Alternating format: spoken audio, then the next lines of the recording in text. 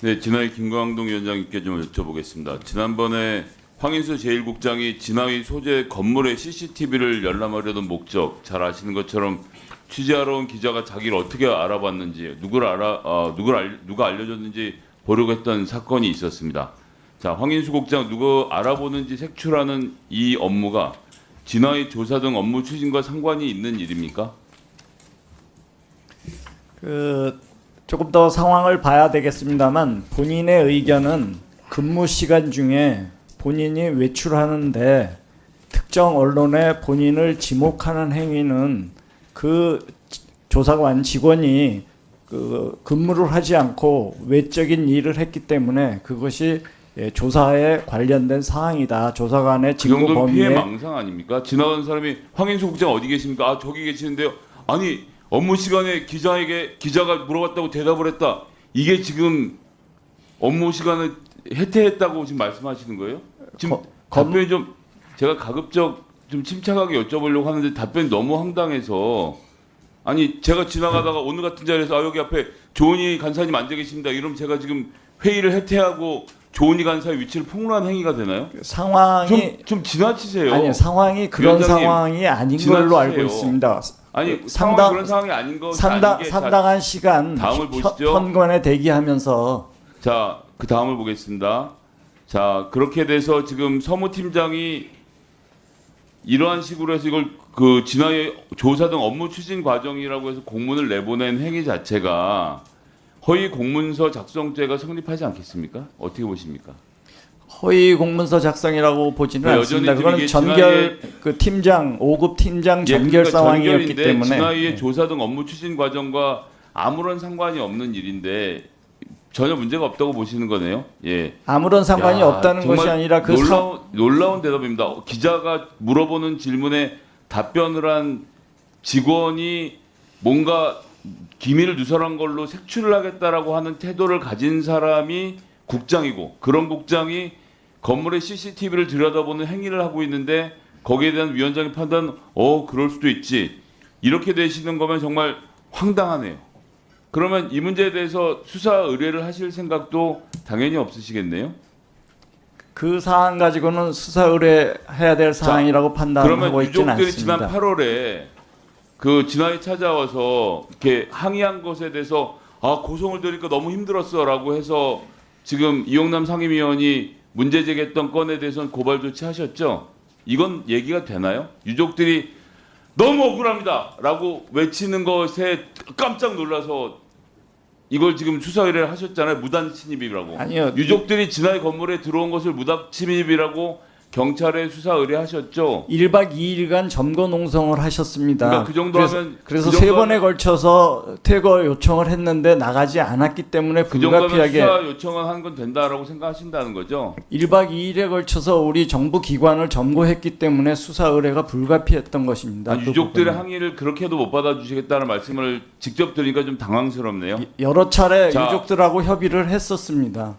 그러니까 협의를 하고 나서 1박 2일 안 나갔으니까 니들은 신고 대상이야라고 하는 건 신고가 되고, 게다가 이용남 상임위원이 깜짝 놀라서 고성해서 그걸로 고발한 것은 고발 조치를 하시고, 기자가 한 질문에 대해서 어떤 직원이 누구를 가리켜서 황인수 국장을 가리키게 했는지 과정에 대해서는 철저하게 수색을 해보겠다라는 것이 진화의 입장이라는 게 정말 놀랍습니다. 다만 다행인 것은 진화의 건물의 관리인이 아주 상식을 갖고 있어서 그런 진화의 공문까지 들어오면서 CCTV를 요청했지만 요청을 받아주지 않은 어떤 그 시민분이 정상인 겁니다. 지금 김광동 위원장님 주장대로 하면 경찰이 압수수색해서 그 CCTV 뺏어다 해야 돼요. 근데 그런 공문 요청에도 시민은 응하지 않았다는 정상적인 건물을 관리하는 시민과 비정상적인 진화위와의 대결이라는 점을 좀 기억해 주셨으면 좋겠습니다. 자, 이제 그 얘기 그만하고요. 특경비 얘기 나오니까 하나만 좀 짚고 넘어가도록 하겠습니다.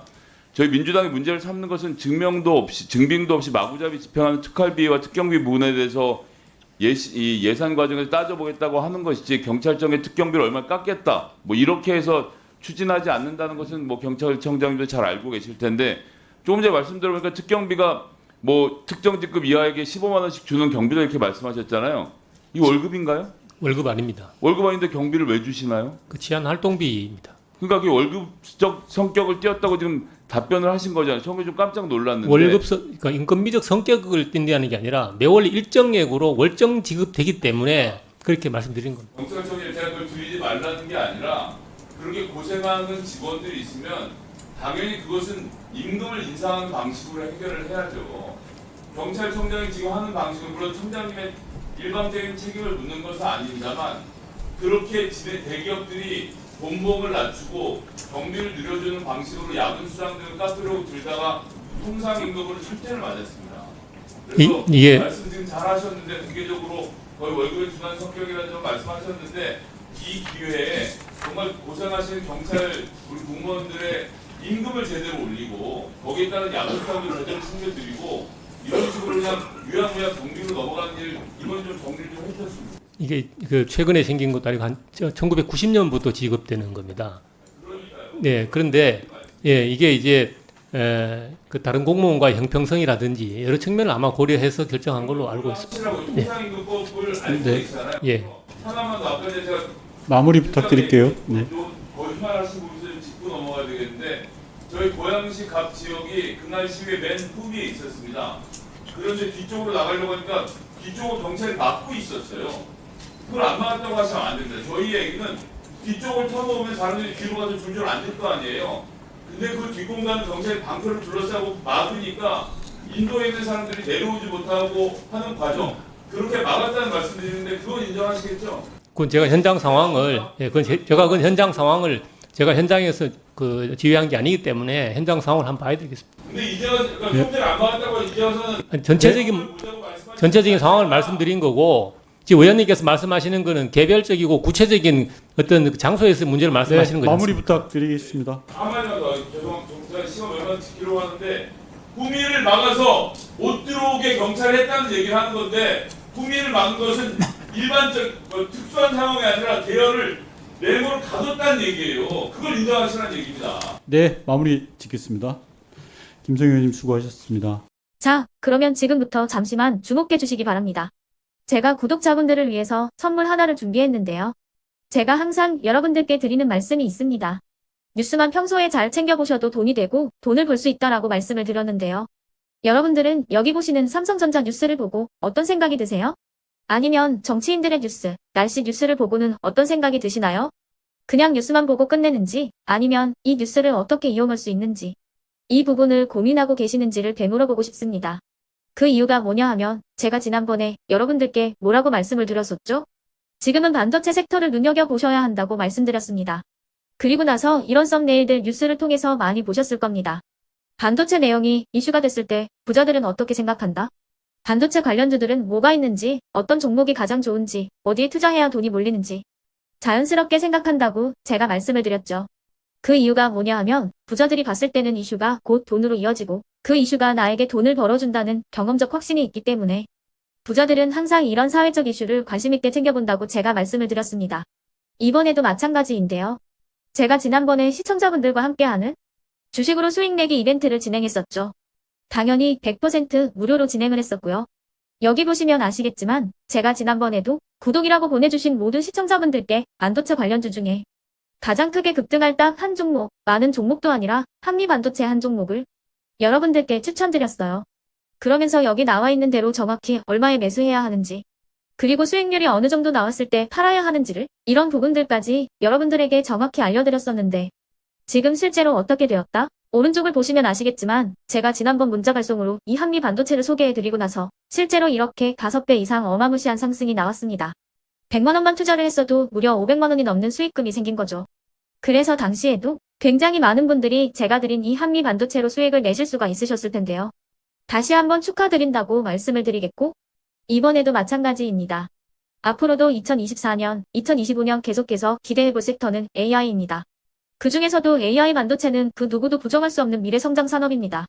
그러면 우리가 어떻게 생각해 볼 수 있을까요? AI 반도체 종목 중에 앞으로 크게 대장 역할을 하면서 10배 이상 급등할 수 있는 템베고 종목을 지금부터 열심히 추적해야 한다는 겁니다. 큰 돈을 투자하지 않더라도 월급의 일부분 아주 소액이라도 이 종목을 모아가야 수백 %의 수익률을 손에 쥘 수 있는 것이죠.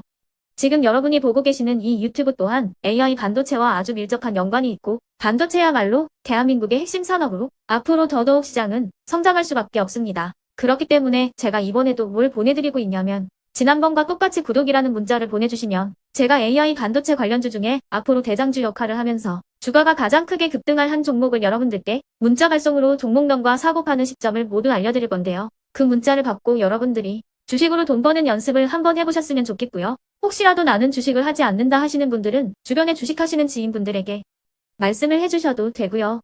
아니면 연세가 있으셔서 투자가 어렵다 하시는 분들은 이 종목을 자녀분들에게 한번 사봐라. 이걸로 한번 수익을 내봐라. 이렇게 조언을 해주실 수도 있는 거겠죠.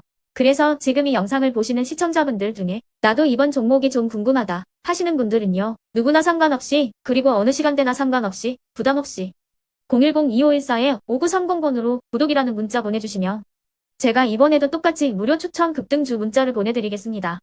이해되시겠죠?